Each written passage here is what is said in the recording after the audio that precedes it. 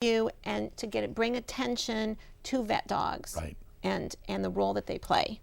Okay, so now we know why it exists. Can you give us some examples? You were talking about the different things. They might become a service Right. dog, they might become a therapy dog, they might warn of seizures. Right. Okay. Can you give us some idea? Let's take seizures.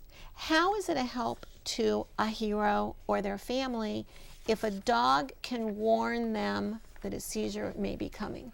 Well, it's interesting because there are several of these young heroes that I know, both male and female, that have this terrible seizure problem. And what happens is these dogs do not bark. They do not bark, okay? Now, twice I have witnessed Mark, who is one of our outstanding young heroes, and he will be sitting, or he will be standing, or he will be just, some part of doing something during the day, and all of a sudden, he's going to get a seizure. And they just don't stop on him. And his dog, Larry, will start barking. And he starts to bark, and when he's barking, he's telling him, it's coming on, sit down, lay down, I will be next to you. Wow.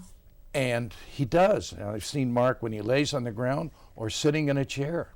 And all of a sudden, he will go to sleep. The seizure hits him. The dog is standing right next to him. He's already warned him.